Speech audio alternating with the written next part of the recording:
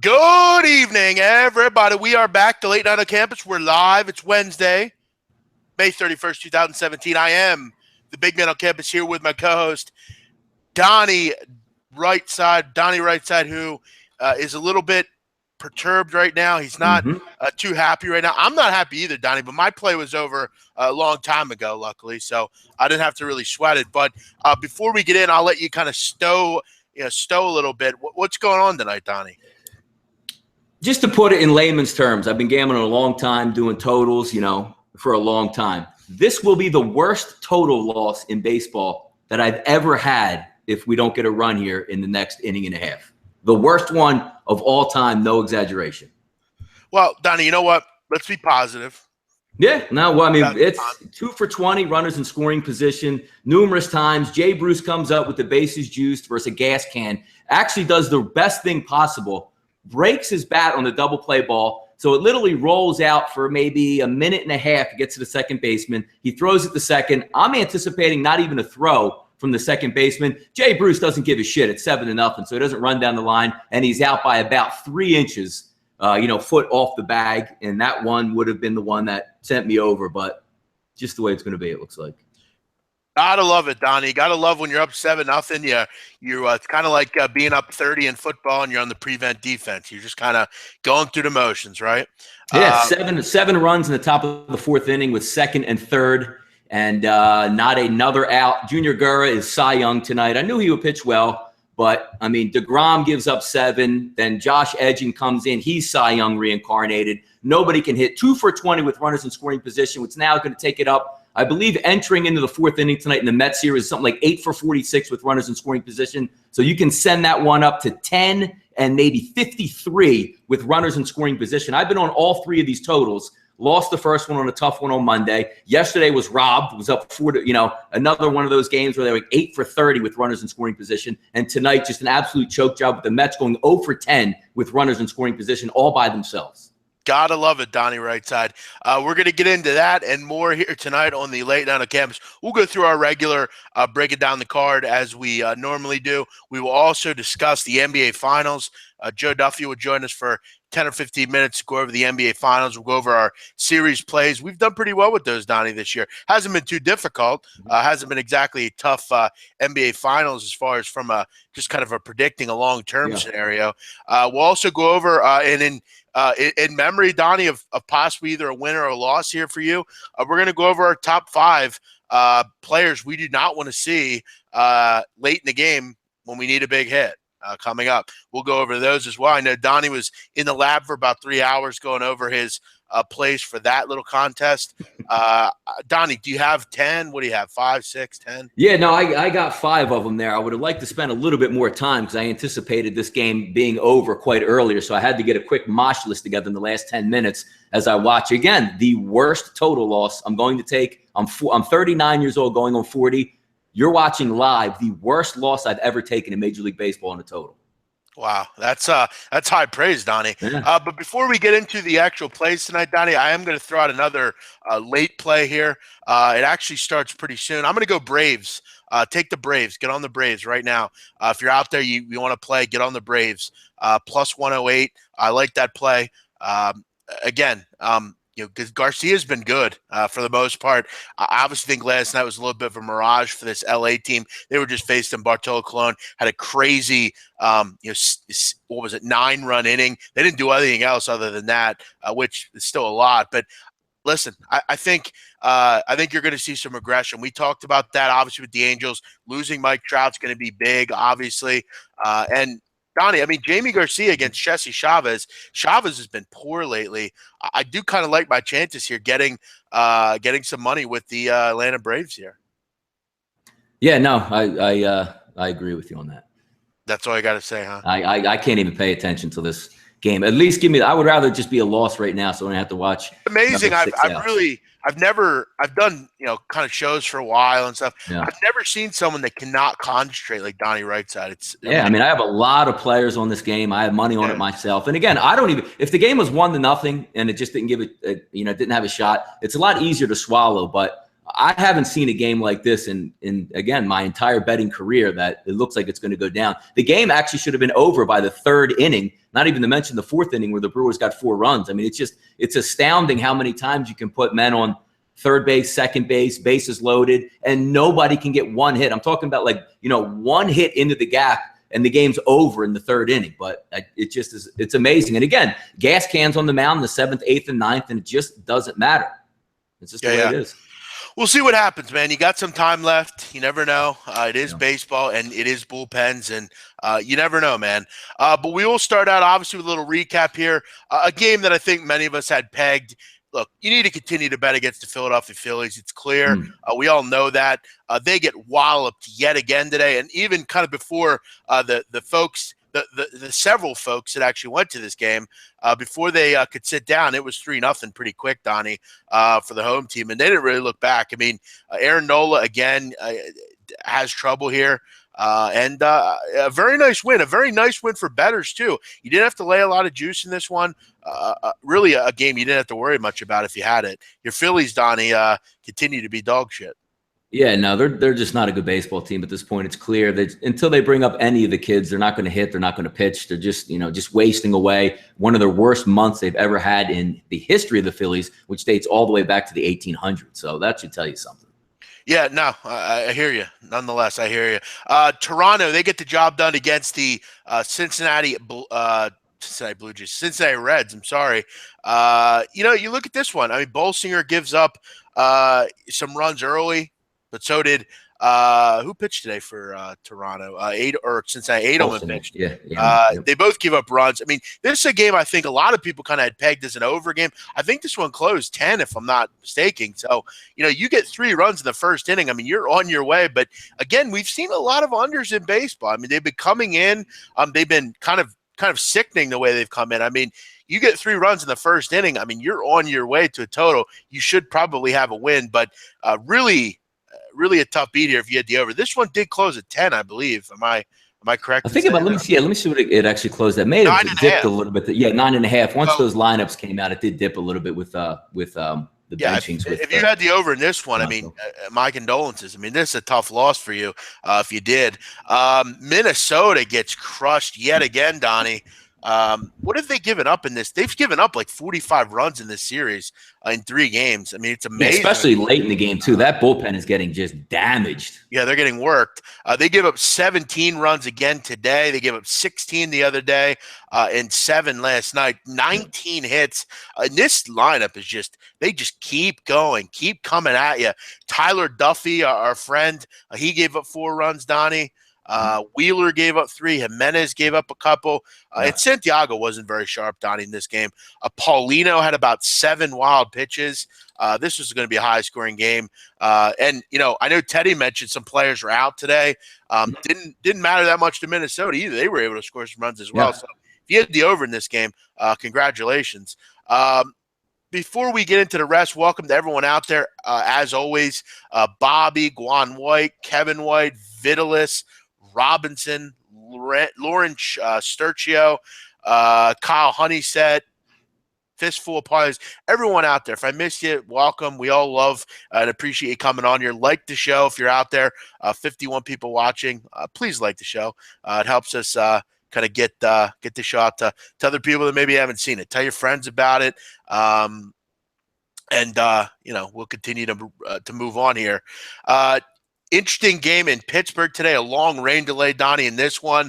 And look, Arizona gave up the lead twice. Rodney gave it up. Then there was a home run in the bottom of the 11th to tie it up. They sit for a while, come back out in the 14th. Literally no one was there after that.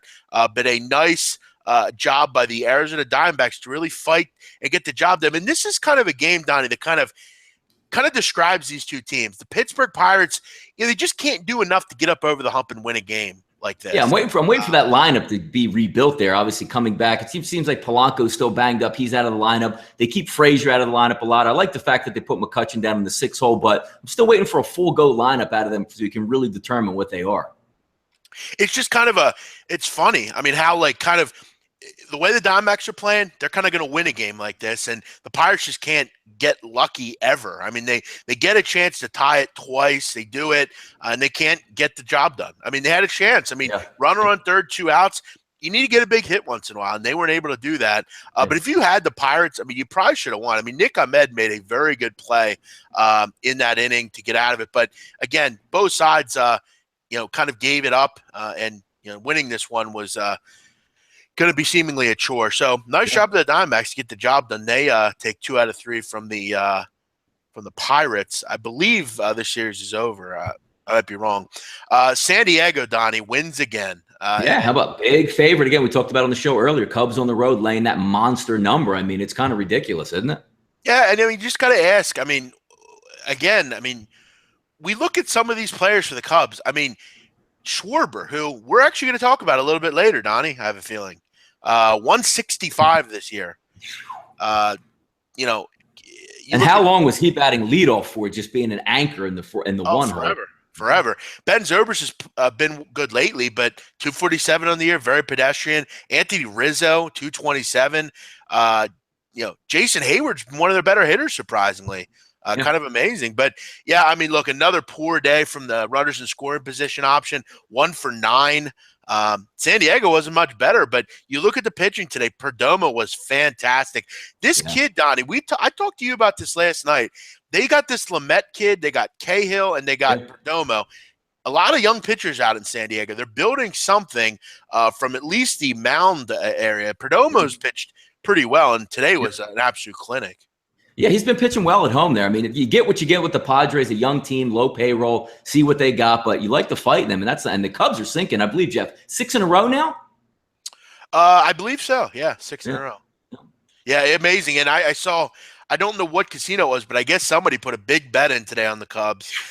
Shame on you, whoever that was. I don't know. I get the feeling the guy probably won't miss that money too much. I hope it was risking 260 and not betting 260. My goodness. Yeah, I think it was risking, if I read the tweet correctly. It was actually 460, Donnie. It was 460? Yeah, 460K, I believe. I'm going to get the tweet up here in a moment. Like that? Massive road game like that. Yeah, $460,000 in the Cubs money line today. Matthew Holt. I'm going to see what casino this was. CG, Cantor Gaming. Amazing. So if you're that guy, I guess he's drinking away his sorrows tonight. Let's obviously, Donnie, update your game. RC is up at the plate, first and second, 1 out. Just looks at strike 3. Right, you can't if you had a tee ball and you put a tee up there and you put the ball in the tee and you said swing, that's where the ball was. And you just let it go. So. Yeah, it's I know the position you're in, man. And we've all been there. That's 2 for 21 now with runners in scoring position. Yeah, amazing. I mean, it really is. I mean, it really is amazing. You got 3 more outs, Donnie, or 2 more outs. I mean, you got 1 more out with and then the Mets will come up in the bottom of the 9th. But it's beyond belief. Oakland, Donnie, you never lost before, though? What's that? You ever lose before? Not like this, never. This is the first. This is why I'm taking a beating right now on this. This is the first. Recreational Bear Lane, 260 on Chicago. Wow, yeah. I mean, I don't know what team he was. Is that what it was? It wasn't 260, was it? Minus 260? No, he laid 460,000 on the Cubs today. I don't know what line he got, but Let's see what it was. What did it actually close at? About, I think, 180, around 180, I think. No, actually, Jeff, minus 220. Wow. Well, we don't know what line he got. He might have gotten a better number, but yeah, I mean, you got to wonder where people's heads are. My guess is, though, he probably is one of those people that won't miss it, I would imagine. But, I mean, still tough to lose something like that on something like that. What did that open at, that game? I don't think it opened. It minus 173 and was bet 50 cents higher. Amazing. Sorry to that guy. Oakland and Cleveland, that one, Oakland gets the job done here. Manaea was very good, and Clevenger wasn't bad. Just another, and this is the kind of the issue with Cleveland. I mean, you continue to see this. They look good for a couple games, and then they just have one of these games where they just don't show up at all from the plate. They can't continue to have this long term. I mean, they gotta, they got to start to get more consistency with this. I mean, they do. Yep. It's kind of getting old with Cleveland. But again, it's only May 31st. The game that I'm on tonight, a bad call by me. I think I got a little lucky in this game also. I mean, bases loaded, Donnie. And I got to ask. I mean, this is something that I continue to ask myself, and I wonder why it continues to go on. Why in the fuck do you have Chase Headley behind Aaron Judge in the lineup? Boom! Strike 3 again, baby. Yeah, there we go. What's that? 2 for 23 now. Woo! What fucking sense does that make? Can anyone explain that to me? Why Chase Headley is hitting behind Aaron Judge? I don't get it.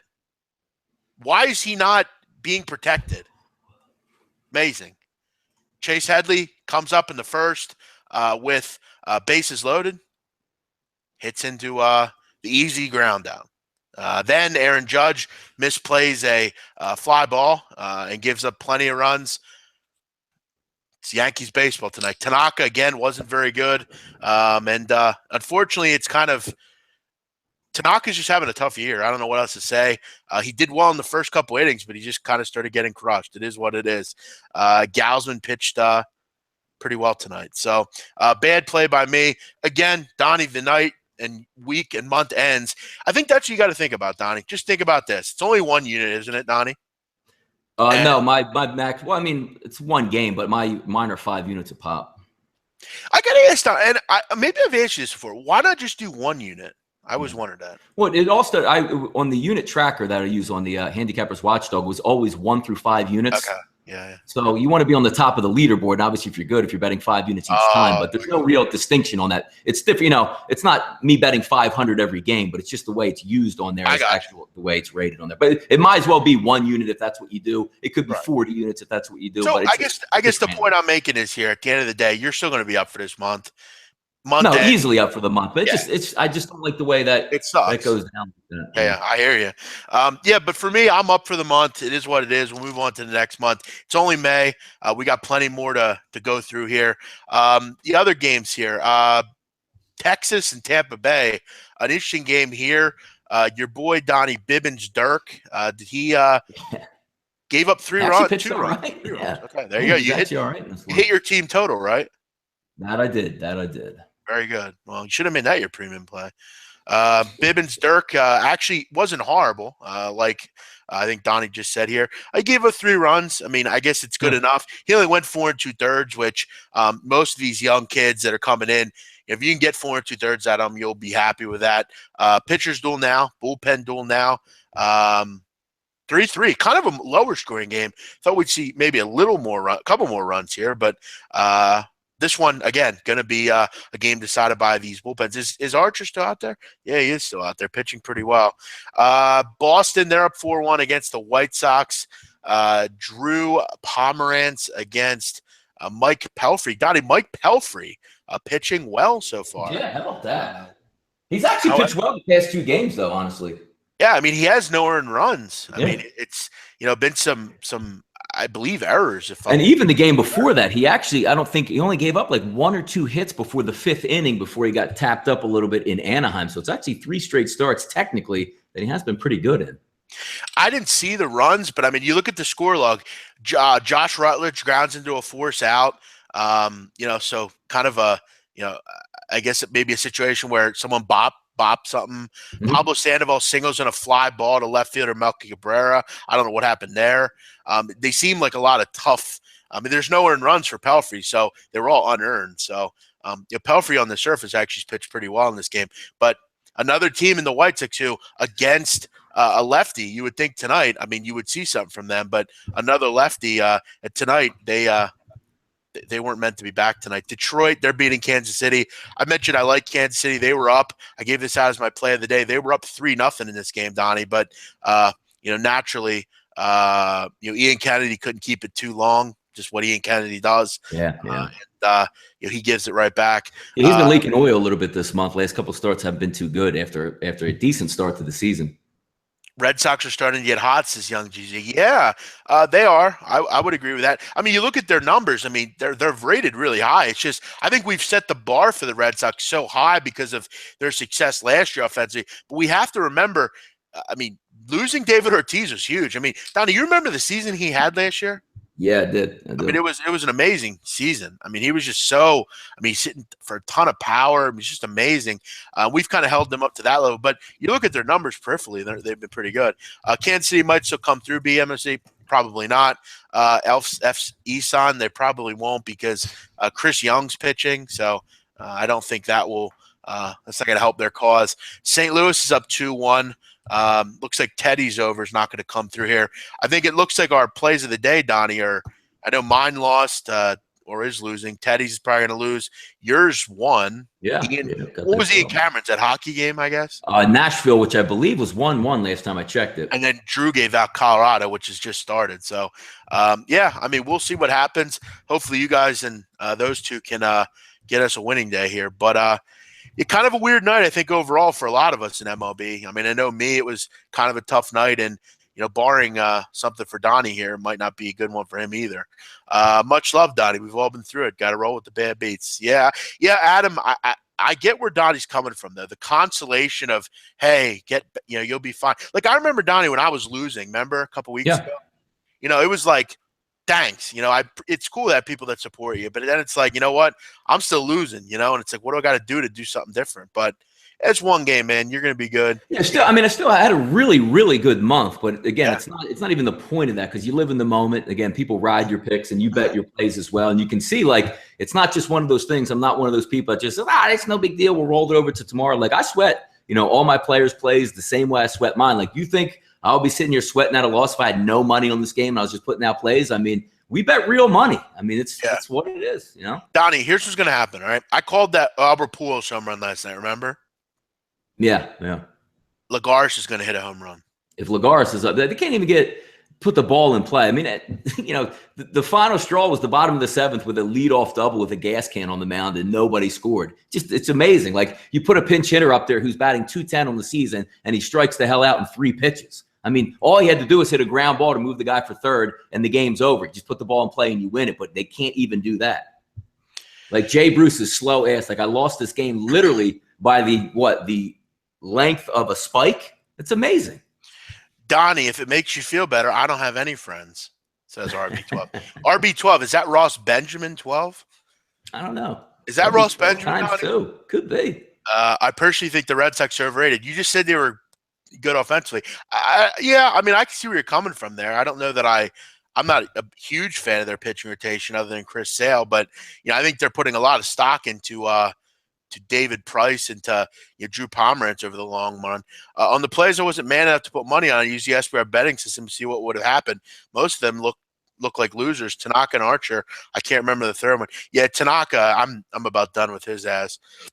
I like the Mets tomorrow. Chase Anderson off 7 great home starts has been garbage on the road most of the season. Wheeler's pitching well. Yeah, I mean, he has been. And like we've seen this week with the fucking Brewers, I mean, they've had issues. Why did they fire Russ Benjamin? I have no idea. Listen, guys, we don't know why they fired anyone. Honestly, I mean, we're not like high end, like we're just the content people. We don't know. My guess is he wasn't winning. I don't know. I have no idea. Who do I like as my team? Who do I like as my team? I don't know what you're talking about. BMOC, I consider you a friend. Thank you, Randy. We're just filling time here until Donnie's game's over. Yeah, it's just about to be over. The Nets about to down to their last strike, and I mean, there's no hope in this one. This should have got covered in the 3rd or 4th inning. So just the way it's going to be tonight. I'll tell you what, I consider all of you friends, and I want all of you. We have what do we have, Donnie? A couple hours here until the SBR betting contest starts. I want all of you. If you haven't joined it, please join it. We're looking forward to possibly having all of you guys in this contest. Is that true, Juan White? You can't be serious. I've heard that stuff, but I don't know how true that was. You're serious? No, come on, that can't be. No, I've actually, Donnie, I have heard that. I've heard that before, and I don't know if Juan's being serious. I think might have been him that said it. Juan, are you being serious about that? If it is, I want to talk about that. How do I join it, big man? Yeah, we'll put in the comment. Is there a time limit on that for tomorrow? You can't sign up, I guess, after tomorrow? Is that true? I think it would be in your best interest to probably do it tonight. I don't know the exact rules on when you sign up, but what you have to do is you have to sign up to get an account and then relog the page and go in and join it that way. Oh my God, this is gonna fucking keep. Send him! Send him! Send him! Yeah! All right, good. Let's do the show now. Damn it, I missed the Penguins. Penguins are impossible to bet. Put this in the SBR Hall of Fame right here. Oh. It's amazing how Donnie wins games. I mean, no one wins games like this guy. Oh, my God. Braves take the lead. Very good. Matt Kemp with a home run. Oh, my God.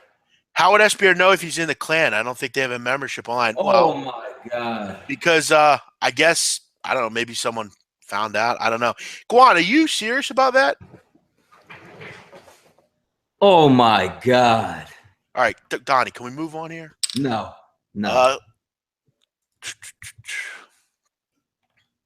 Yeah, what a shit show this show is tonight. We gotta get our guest on the show here. Yeah, baby. Oh my God. Let me get our guest up here. Hell yeah. Woo! Let's bust out the cigars on there. Thank you, Luis. Thank you, Kyle. Thank you, DC. Thank you, Jim. Thank you, Joe. Thank you, Joel. Yeah, pop that bottles, baby.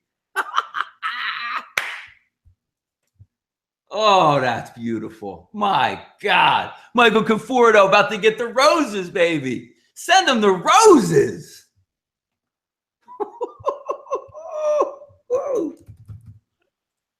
All right, just bear with us here, waiting to get our guest on here. We need a producer. That's what we need. It's always a good show. Everyone thank you. Appreciate that. I heard his white hood was in a picture. Dude, we got to find the kid. Is that what we need to find out? Who can do that work for us? I mean, I think it's someone playing a joke. I don't know if it's true or not. I could just sense it. How could you sense that though? I mean, that's he sensed that? Who led this anyway? Who led this? White, who's normally very credible. I don't know. I mean, how would you sense that? I mean, that's kind of random. Someone's part of the Ku Klux Klan. I mean, that's kind of. I mean, if you have little proof of that, I would like to see it because I would obviously be all over that. Congrats, Donnie. You're making my 8-year-old laugh. We're very good. We're here to make kids laugh. Oh my God, it's just a realness, and I apologize if I was Debbie Downer for a while, but it's just the way I get. I ride and die on every play. I have a lot of fun. I hope to win more than I lose. It's just nice to get that one. Thank you, Michael Conforto. Thanks for everybody cheering it on out there. And goodness. Yeah, let's do a show now, Donnie. Are you done? Now we can do the show. Now we can go till 1 a.m. Let's do this. Okay, very good. Joe Duffy joining us, entering at an odd time here on the Late Night on Campus. Welcome in, Joe. How you doing? Joe. Thank you, gentlemen. I'm a very odd man. So, Donnie, how was Orlando last week? Orlando, I'm telling you right now, it was beautiful. The kid had a great time, Joe. But as we all know, we've been there with kids or family. You can't even go 5 feet without reaching into your wallet. It's amazing. And the fact that the park tickets, I still can't get over. I know it's, world class where you're at and whatever. But the fact that even my 5-year-old's $100 a day in a park just to get in the front door. It's amazing.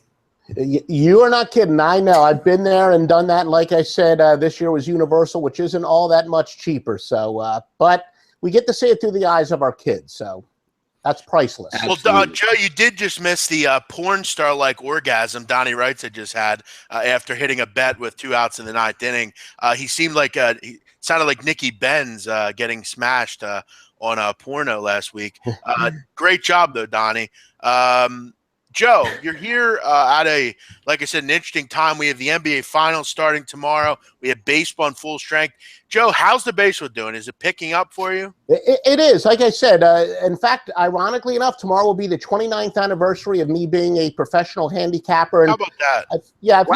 I've had better, fairly long-term runs, but the last few days have been nice. And if the Orioles can hold on here, I'm going to be doing pretty well. Got a couple of Jeff. Come on, man. I'm on the fucking Yankees tonight, so thank you. Well, the way things have been going the last couple months, you might want to bet them on the live line right now. But things have finally headed in the right direction, maybe for my 29-year handicapping anniversary. Well, you know what, Joe? We forgot the cake, but make sure you remind us next year. I'll make sure we have a nice virtual cake for you. Joe, I haven't even been alive 29 years, so congratulations. That's I hope someday I can say the same thing. I'm not sure I will, but amazing stuff, man. Really, Donnie, you ever think you'll do this for 29 years? I mean, Jeff, we talk all the time. It's really from, as a kid, it's what you always dream to do, is not punching a time clock, working hard, but doing something you love. I've done a lot of things in my life where I showed up and punched the clock, made really good money, but I've never had more fun than what I've been doing, especially with SBR, even over the past 6 months. Been doing this for a couple of years now, but I agree. That's wonderful, man. If you can make it that long in the grind like this, I'll probably end up having a heart attack after losing $50 on a play here sooner or later. But yes, I would hope to make it that long. That's awesome. No, amazing stuff, Joe. I've said before, you're one of my favorite people in this business, and we always appreciate having you on the show here. Obviously, we've had you on several times here for the NBA Finals or the NBA playoffs. We've done fairly well with our predictions, Joe. I remember even back to round one, it hasn't been a particularly, like I said, tough series, kind of to predict. A lot of these series have kind of been pretty easy to come, but I know we had a couple. We had the Jazz in round one against or the second round against the Clippers, I think it was. Yeah. We've had some good ones. So, you look at this series, obviously, Donnie, I know you've been waiting for this. I think we've all been really waiting for this. Seems like forever since this playoffs have started. I mean, guys, does it seem like the NHL playoffs and NBA playoffs have been particularly long? I mean, I feel like we've been watching them for like 3 years now. I just tuned into the hockey game. Is it 4-1 now? What? Man. Well, you're kidding me. It was 1-1 when I left my me and Jeff just went over it a few moments ago. Yes, I just started the game on. I'm getting 4-1 now. My goodness. I see that. Yes, I just checked my score. I left my TV. It was 1-1, but I do see it is 4-1. No surprise. That'll be another winner for me. Wow. Done very well in the NHL. Joe just calling out winners. Look at that. Yeah, you don't even got to watch the game. That's amazing the way you stuff. Like it. Must be nice to be Joe Duffy. I mean, just amazing. Amazing stuff. Joe, let's jump into the finals and talk. Let's butter our bread here.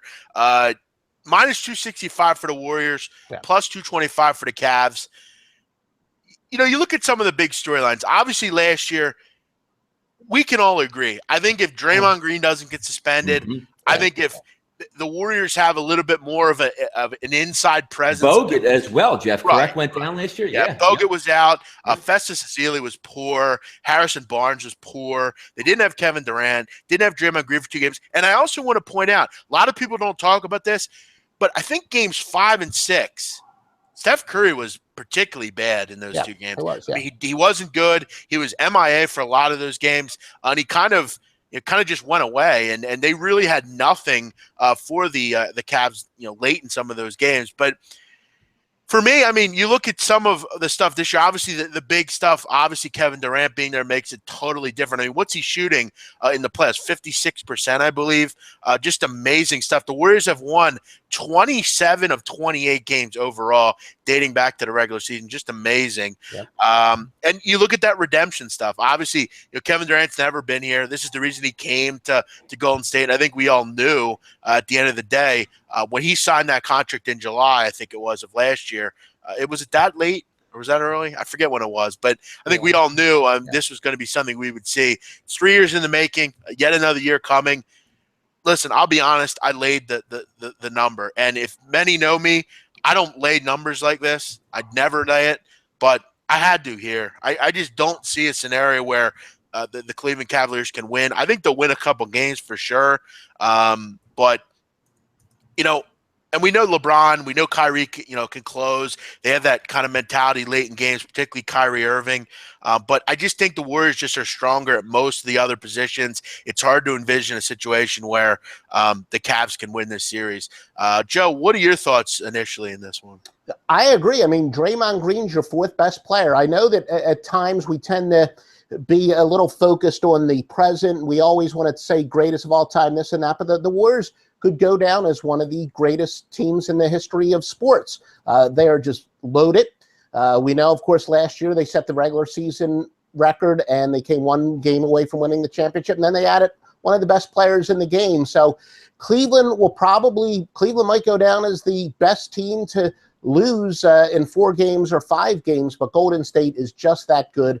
I don't see any realistic way that Cleveland can win it. But again, we're going to have to use a lot of hyperbole, legitimately so. LeBron James is truly also one of the all-time greats, and in reality, you never count him out. But I do think Golden State wins this in 4 or 5. Yeah, I think I got to be honest. I think 4 is a little. I mean, again, I get that the Warriors are very good, but even I considered. I mean, is there a chance they can win a game or two here?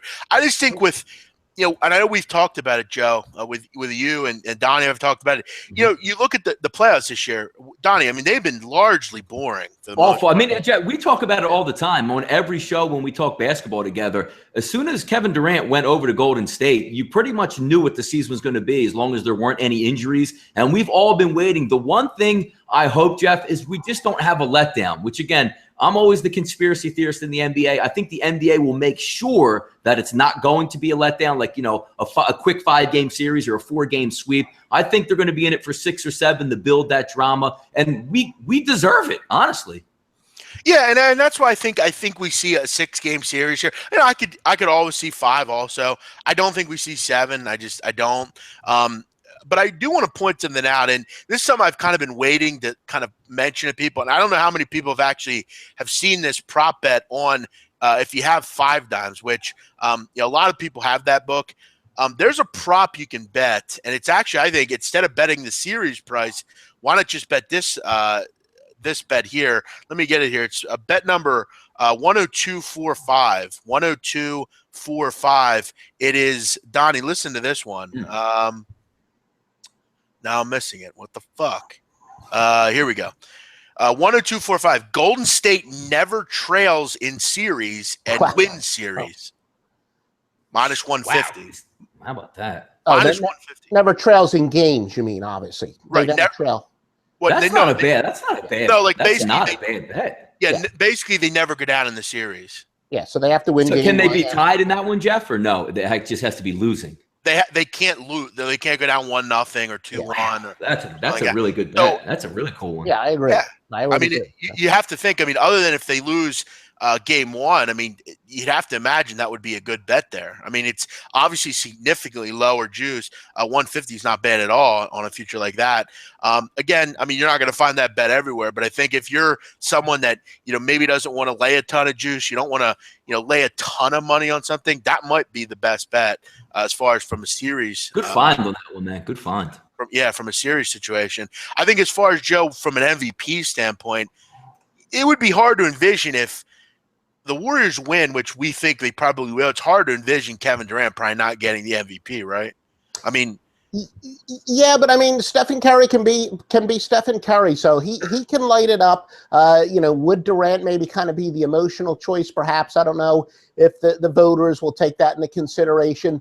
We can obviously say if Cleveland wins it, there's almost no scenario where LeBron James wouldn't be the MVP. But Golden State, just because they're so loaded, I don't think there's anybody who would be a lock on Golden State. No, I don't think Durant would necessarily be a lock to win it if Golden State in all likelihood wins it. Yeah, I guess I just kind of look at it from the angle of, I mean, he's played very well in these playoffs. I mean, he's obviously, kind of, it would just kind of be like almost poetic if he does win it. Just kind of, it's his first win, championship. It's his first, I don't know. I guess I'm kind of maybe looking into it, but at plus 180, I mean, I think at a positive role. I mean, obviously you're going to tie your money up, and that's the biggest thing about these futures. I mean, you're going to tie your money up for a while, and a lot of novice bettors don't want to do that. But I think from a scenario, Donnie, and Joe, of just, I just can't see a scenario where they win this series. I mean, what are they, Joe, going to have to do to win this series? Well, they're going to have to certainly hit from outside. When I was looking at some of the advanced statistics, I was surprised that Cleveland, they actually lead the playoffs in 3 points per possession. And Golden State hasn't done well defending the 3. Look, Cleveland, they could possibly control the pace. I guess if they want to do some things and throw them off guard. Remember, obviously, Tyronn Lue picked up the pace when he took over. But Cleveland, they know how to play the half-court game. Will Lue try to, mix in a little bit of a half-court? And I think that's one of the reasons why the total has dropped a little bit. I think that's maybe a possible scenario that he could try. But, yeah, all in all, Golden State is just that good. But I do think that, Cleveland would probably have to exploit the fact they would continue to have to shoot well from the 3. and Cleveland hasn't defended. I'm sorry, Golden State hasn't defended the 3 well. And another stat that did surprise me, and I think this might be over-analyzing it, but of course, a lot of times people say, well, Golden State, they're not that experienced at winning games when they're close, but trailing by 5 or less with less than 3 minutes remaining in the regular season, Golden State was only 20th in the NBA, according to some of the advanced efficiency ratings. So maybe Cleveland might have a little bit of an advantage if the game's close, but I think you're kind of really reaching there. It would be an upset. It would definitely be a humongous upset. I think you make a good point about the transition defense issue. I mean, you look at during the regular season, obviously a lot of people might not talk much about this, but I mean, they were 25th in the NBA at transition defense as far as points given up on the break per game at 19 per game. So I think it's imperative. They have to try to get it that way, but that's easier said than done, Joe. I mean, it's not something that, this is the best offense we've seen in some time in the NBA. So it's going to be difficult to do that. And you also look at, Iguodala, he'll have to handle LeBron James, Joe, for long stretches. I mean, and I mean, you look at the rest of the Eastern Conference. I mean, Paul George couldn't do it. PJ Tucker couldn't do it. It's obviously easier said than done, but Iguodala, if anyone's going to be able to do it, it's him. But he is getting older. I mean, I think he is 33 years old at this point. Yeah, he's getting a little bit older. Yeah. Yeah, he was phenomenal last year. As far as those Cleveland regular season statistics, as much as I am almost, maybe some might say I'm a little bit too addicted to statistics, that's one that I somewhat ignore because it's about intensity. Look, you understand how Cleveland kind of just glided through the regular season. There is no question intensity shows up a lot more on the defensive end. After winning the NBA, finally bringing the championship to Cleveland last year, I don't think they felt any pressure during the regular season. They turned it up a notch during the playoffs, and they will certainly turn it up a notch here. That's why I think the Sharps have bet this total down a little bit. I think they all know that is, even those of us who love statistics, the one thing that you got to realize, both of these teams, I think, pace themselves on the defensive end, but they will play with more defensive intensity over the next 4 to 7 games than they have at any point this year. So I would be, I don't know if I would totally buy that much into what Cleveland did during the regular season defensively. Sure. Joe, let me ask you, I mean, obviously one other thing we obviously have to mention is people like these series props, what the final outcome of the series is going to be. I mean, obviously you think they're going to sweep? Is that correct? No, my official prediction is Golden State in 5. Now, my only minor disclaimer, I think I've mentioned it to you before, I do not like to make series bets because I don't want it to bias me from making game-to-game adjustments. I always say, now you guys, I know you're not as old as me, but I don't know if you remember when Houston played the Orlando Magic. What was that, back in 1990 or whatever the heck it was? That was the Shaq team, that young Shaq team with Penny Hardaway?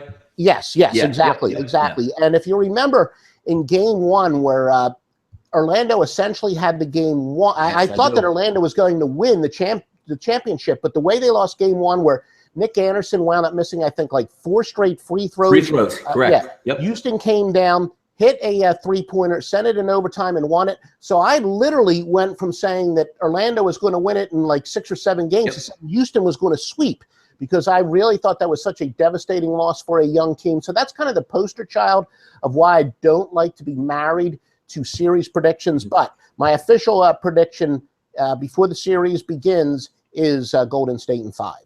Joe, I got to ask you, I don't know. And again, I don't know. I've never seen these props obviously added, but with the NBA, in these finals, they add some interesting ones in.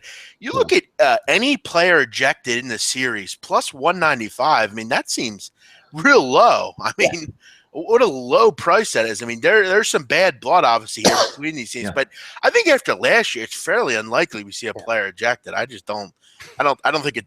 Especially with a series like this, it's going to be hard to imagine someone's going to lose their cool like that again in this series. There's nothing I'd put by Draymond Green. Yeah, that's what I was going to say there, Joe. Yep, good call. But yeah, and truthfully, if Cleveland pulls an upset in game 1 and maybe they're leading in game 2, I wouldn't be shocked if Draymond Green's going to try to send some type of message. So I wouldn't be surprised if someone's ejected. And remember, 2 technical fouls could get you ejected in a blowout. So I would take plus 195. Just one player has to get ejected in one game. Yeah. Okay. Yeah.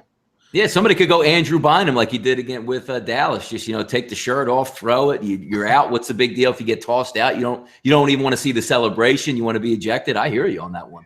Now I got to ask you, Joe. How about this one?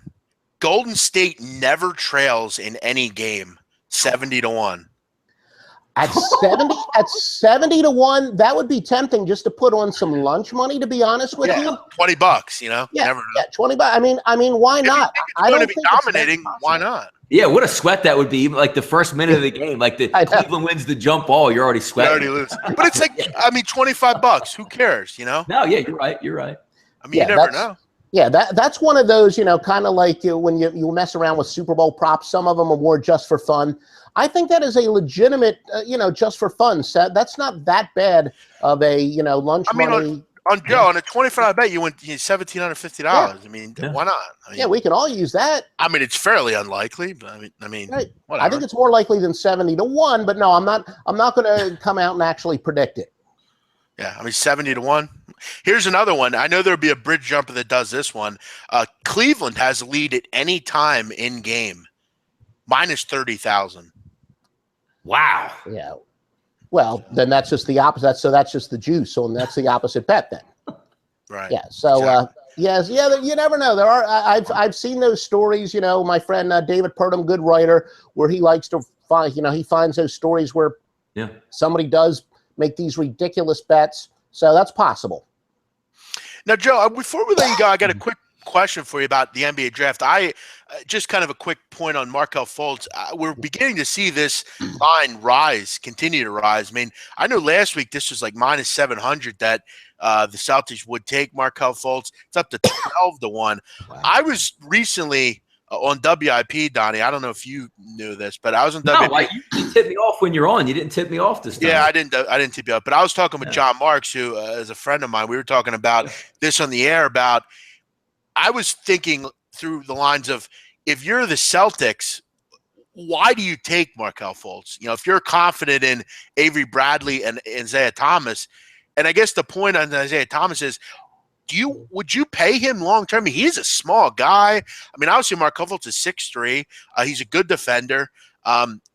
I guess they're not in love with Isaiah Thomas. Is that what that's saying, Joe? No, I think most of the draft lists I've seen have definitely had Fultz as the best player. And I think when you've got the top pick, you've got to go with the best player. Now, I guess that prop is action. So if Boston trades the pick, you would lose it. So therefore, I don't know if I do think Fultz will be the top pick. I think maybe the more likely scenario is that Boston would trade it. I think it's number one. Yeah, he's drafted number one, so any team could draft him. I've said it before, and I'll say it again quickly in the NBA draft, which I've done a full mock draft, and I'm going to be putting it out here the next day or two. Mm-hmm. I think Josh Jackson long-term will be the best player out of this draft. I think Josh Jackson has a lot of Kawhi Leonard in him. I remember watching Kawhi Leonard at San Diego State. He is a very similar player to what Josh Jackson is. Josh Jackson's the best defender in this draft. I think long-term, if he can develop a jumper, which Kawhi didn't have a jumper much either out of San Diego State, if he can commit to working, we could see a player very similar to that. He's an amazing defender, and he's a guy that has a similar build to Kawhi Leonard. It's going to be a lofty goal, but I could see that, and I do believe he will be one of the better players in this draft. That's why I'm hoping the Sixers get to land him. Yeah, and the Sixers, in fact, I think he is projected to go to the 76ers. And again, with the Sixers and your WIP guy, let me know if you're ever on with Jody Mack, a Marlton guy. He's probably Jody's been filling in lately. Does Jody do any fill-in time down there in Atlanta, like through CBS, or no? Do you get to hear him down there at all? Yeah, he does the CBS radio. He does CBS radio. He's usually up in New York as well a lot. He used to be on a lot more in Philadelphia, but a lot of times you hear him on like holidays where he'll pop in on WIP.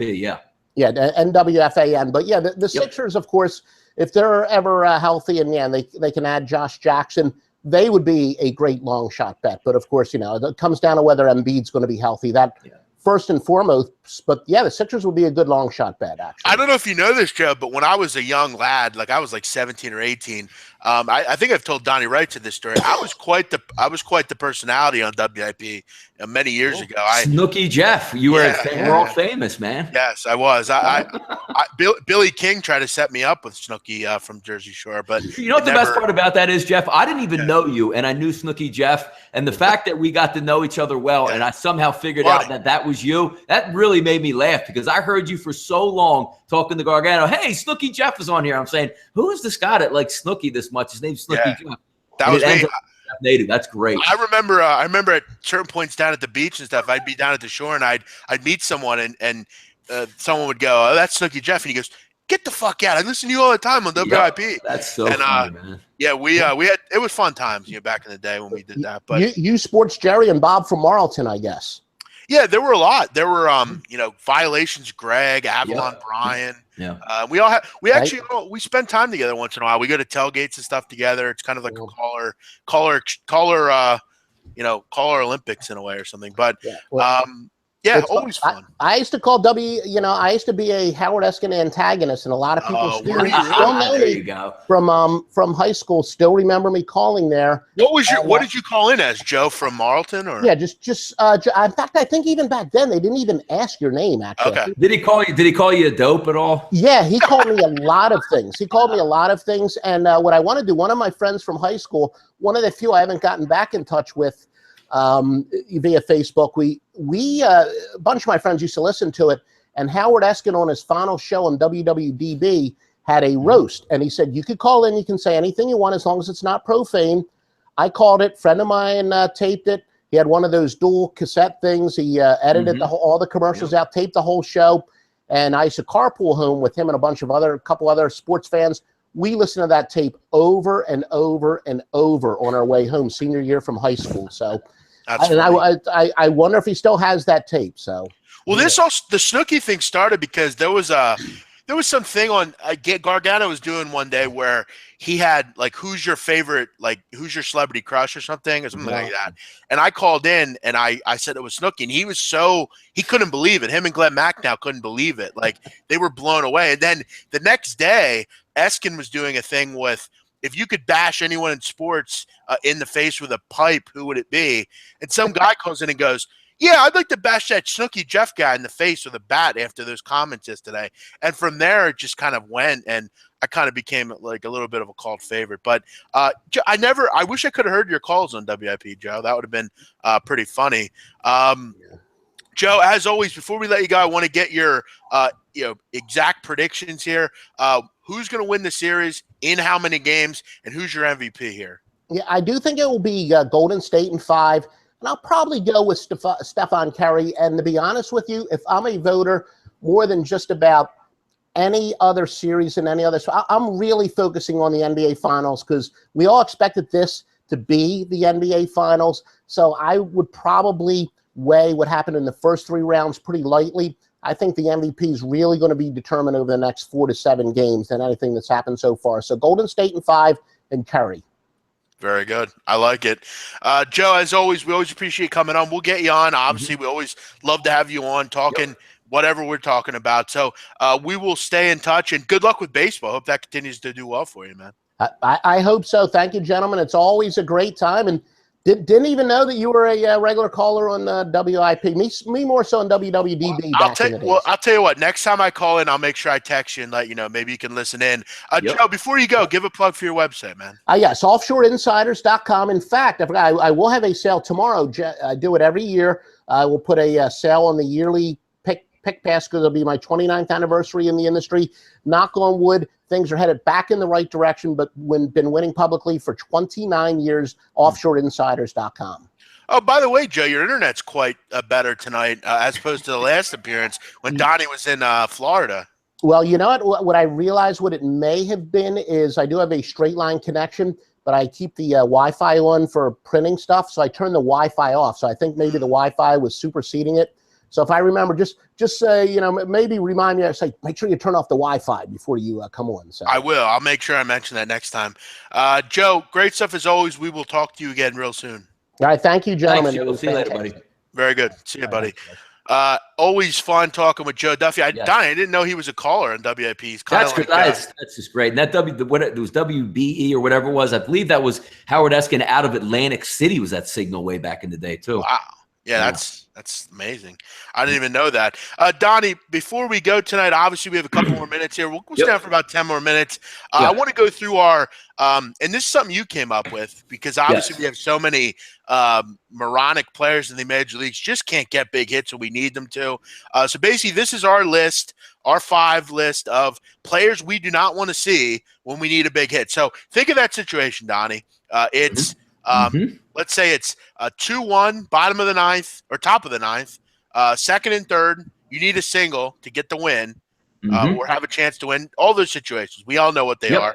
I actually used it more, Jeff, on my end, the same way you're going to do it, but more like I'm talking about like a second and third with 1 out where you just need the batter to put the ball in play is how I graded mine. On my end, you probably did similar to the same, but that's how my list is going to set up where I just need you to put the ball in play.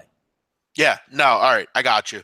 I'll do mine first, I guess, because we're all going to draw more to yours. A lot of questions here about top 5 porn stars. I will do that at some point. I don't expect Donnie to do it. He does have a wife, for Christ's sakes, and I would never put him in that situation.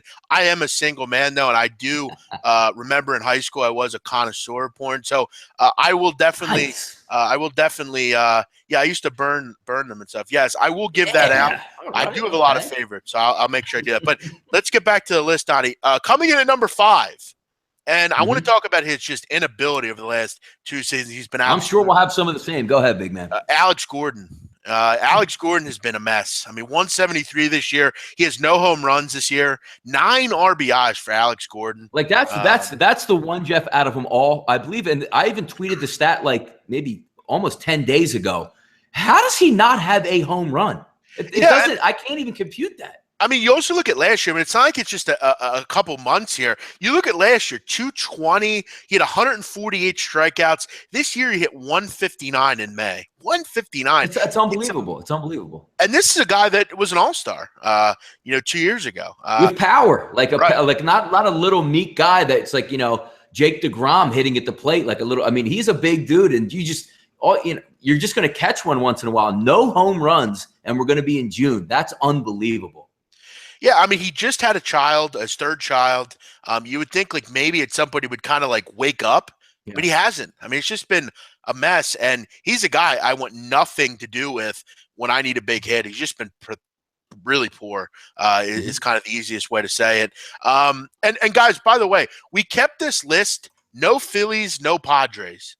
So that's no guys that are just like, they just entered in and they had 3 weeks up and, this guy's terrible. Like we tried to get it as legitimate major league ball players. Yeah. Right. Number 4, this is a guy that I think this year and even into last year, he really started to hit the skids. He's getting older. Curtis Granderson. What is it? Is it, Jeff? Is it just me, or every time I look up for the past decade, he's hitting 169 or something? Well, he actually's been fairly good. I mean, 193. This year hasn't been good, but over the last couple of years, I mean, he's hit home runs. He's been a very good player for the most part. A couple years with the Yankees with that short porch, that was his money shot over there. 30+ home runs.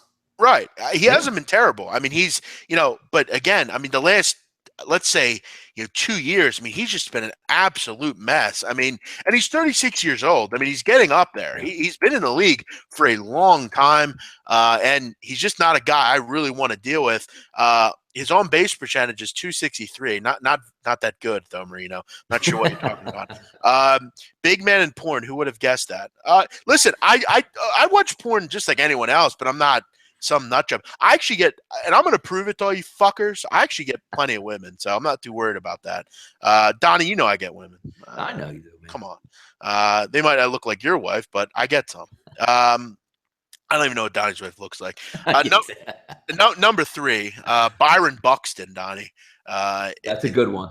He's quick for sure. He's fast. We all know that. But, I mean, he's a guy that I don't want anywhere near the plate when I need a hit. 201 this year, career 216. I mean, how many times have we heard that Byron Buxton needs to get sent down?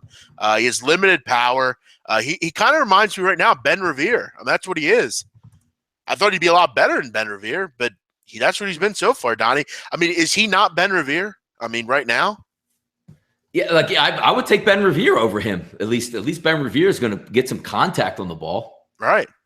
It's just amazing. It's just amazing how he's never matriculated into anything. You look at, like, I remember when Byron Buxton was drafted. I remember many people said that the Astros should have drafted him over Correa.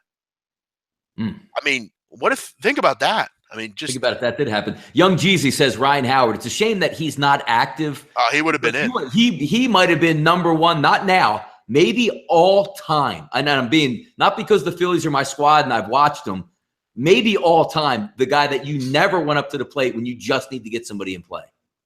Yeah, no, I hear you. Kyle Schwarber was on my list. He kind of, I mean, he didn't. I don't know. I kind of just he would be sixth probably. Number two, and I do know this kind of breaks the rules a little bit, but I'm just so sick of this guy. I had to put him in. Chase Headley. I mean, listen, I'm sick of him. I'm sick of the fucking guy. I know you are. You look at his May, 31 games, he hit 174, 21 for 123, a 29% strikeout rate, Donnie. No, and also he's one of those guys, Jeff, that he doesn't really hit for power. He's not, the prototypical power hitter. They put a shift on him all the time, and he just refuses to go the other way with the ball and just knocks it right into the shift repeatedly. One of those maddening type guys at the plate. I agree.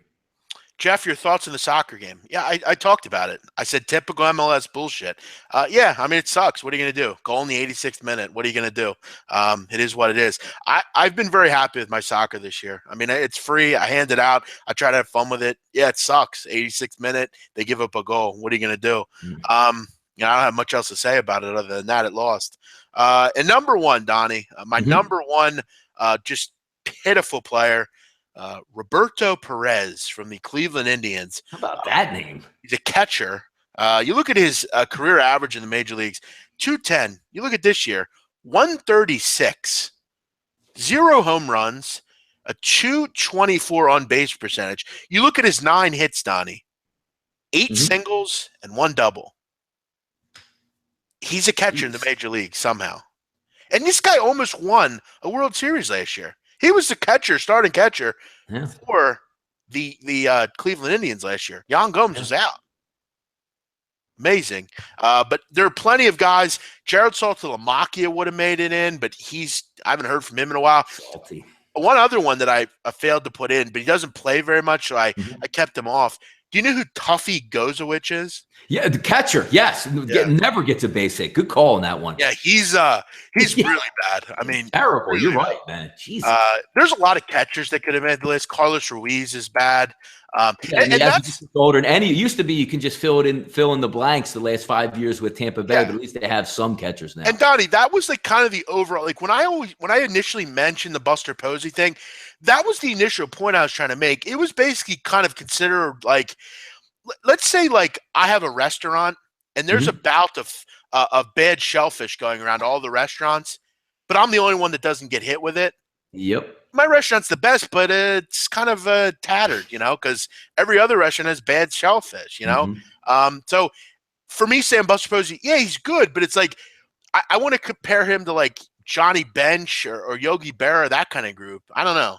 I guess that was kind of my point. But for the record, Tuffy Gozowicz in his career, Donnie, 190. No, you're right. Take a guess at what he's hitting this year. It's even less than that.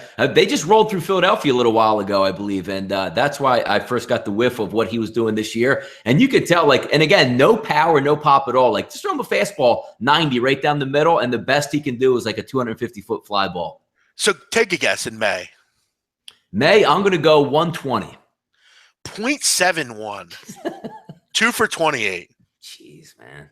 So, Donnie, what's your list here? I got to We're gonna go over a top 5 for me, and I'll go starting number 1 is a little bit less than the list, but number 5 is going to be the power pick. Number 1, we all see it. You actually saw it today, which Jeff and I talked last night. I already had the guy on the list even before today. 2nd and 3rd, 1 out in Toronto, strikeout. It's Billy Hamilton. I want Billy Hamilton, Jeff, leading off the game. That's where I like him. When anybody is on base at any time in front of him, where it's just 1 out, there's a man on 2nd or 3rd, I don't want him anywhere near because he has no plate discipline whatsoever or any game plan. It's almost like I'm just going to try to slap the ball and just see what happens. That's one guy I don't want anywhere near there. He is a terror, though, when he gets on the base. Exactly. That's what I'm saying. Like when there's nobody on the bases or nobody, let's just say he's up with 1 out or no outs or leading off the game. I love Billy Hamilton at the plate. But if I need an actual base hit, Billy Hamilton can't be there for me.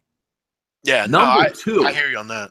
Older school, a little bit older guy from my years of betting here. This guy kills me. Just, Ryan Howard I get mad at. It's Mark Reynolds, who's actually got a little bit better lately. But you want to talk about a guy that's boom or bust, like a 200 career hitter, he seems like to me, where he's either going yard or he's striking out. So if you're putting a guy on third with 1 out, Mark Reynolds used to scare the hell out of me in that situation. Yo, take a guess. He's been in the league, what, about 10 years? Long time, yes. 1,678 strikeouts. Yes.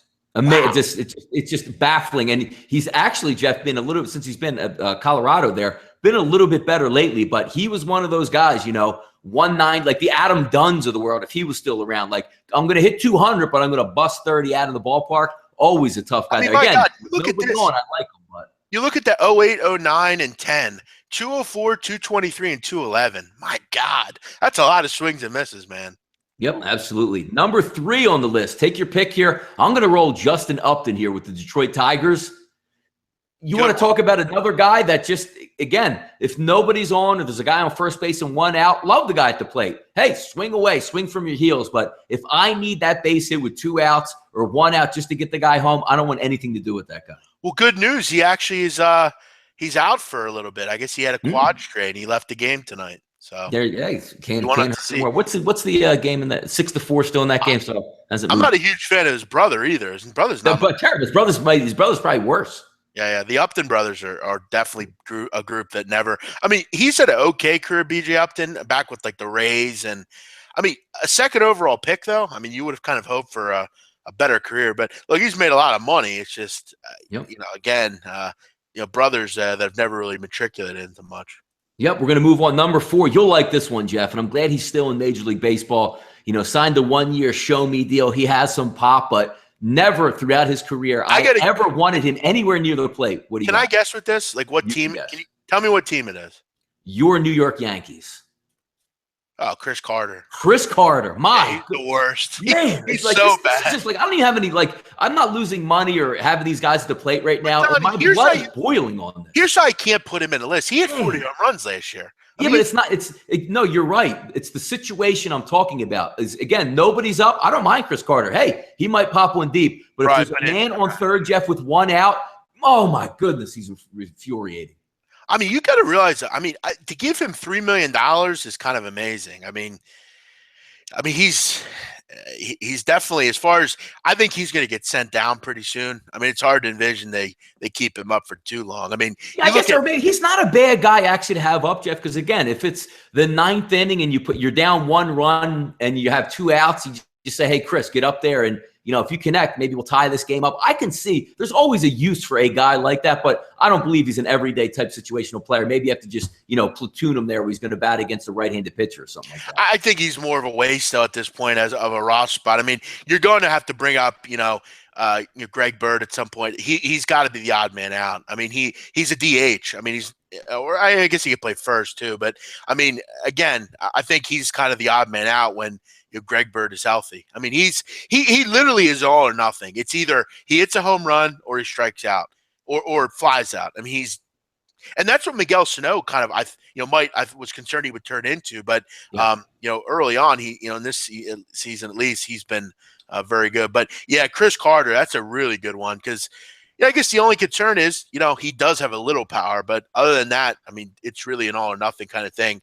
That's a real good one, Donnie. I like that. Yep. I got one more on the list. Jeff knows who this guy is. I mean, I'm a total backer. I like to bet, especially, a lot of times American League. Hey, Don. Yeah, what's up? One other thing, back to your guy you just mentioned. A guy's kind of turned into him a little bit. Who? Mike Napoli. Yeah, no, you're right. A boomer bust, like all or nothing guy. And Mike Napoli's actually got worse as his career's going on. Yeah, in that fashion, you're right. Ton of home runs, but I mean, you look at his career average, only 249, not particularly good, and he's really turned into that all or nothing guy. Yeah. Last but not least, it's an AL East hitter here, a big money guy giant, probably looks great on the beach, gets in the weight room, pumps it out, not the fleetest of foot. But this is my one guy that I need to avoid each and every time. If nobody's on base, I love the guy. Swing from your heels, buddy. Get after it. But if anybody is on base at any time, second or third, 1 or 2 outs, it's Chris Carter. I want to say again, it's Chris Davis of the Baltimore Orioles. One of the most maddening players I've ever bet with or seen, Jeff. And it stems back a lot because we put these lists together and betting comes into it quite a bit. Now, if this guy's burned you numerous times, there was a time last year where I actually lost an over-under. It wasn't totally for this play, but Chris Carter's the type of batter. Chris Davis is the type of batter. It was bases loaded last year for an Orioles game. There was nobody out. So, of course, I'm Chris Carter. I want to jack one. I want to put one in the gap. I want my stakes. I want my RBIs. Jeff, a ball hit him in the foot with bases loaded, and he acted like nothing hit him. So the umpire bought it, and the manager, Buck Showalter, actually had to buzz in and do a replay and put him on first base because he got hit with a pitch. But he was so selfish that he didn't want anything to do with it and wanted to get his swings in and didn't want to walk. But anytime a second and third comes up, I run and hide or just shut the TV off with my man Chris Davis. Well, he got screwed though. They didn't let him keep taking Adderall. That he got screwed down. So then he can't hit with runners in scoring position. Yeah, I mean it allows you to focus better. It's kind of an advantage, I guess you could say. Chris Davis gets $20 million a year. Yeah, he just signed a monster deal. Is he hitting like 200 this year, something like that? That's a good point, D. Patrick. Pedro Alvarez was bad. I mean, he was. Oh, good point. Good one, El Toro. Yeah, good. Eric Brunlett was bad also. Yeah. God damn, Alvarez. How quick did his star burn out? My goodness, man. Yeah. And then he had like a big hit though in the World Series though, if you remember. I think it was him. Who was it? Pedro Alvarez. I'm pretty sure he had a big hit. At one point in that World Series. Donnie, you hate people named Chris. All good. Yeah, I mean, he did have a couple in his list. Chris Carter and Chris Davis, though. How do you get down on it? Ryan Howard was horrible. Yeah, he was. The worst of all time. Amazing he won an MVP. I mean, at one point. I mean, if you go back to his MVP season, the guy hit 313 with 58 home runs.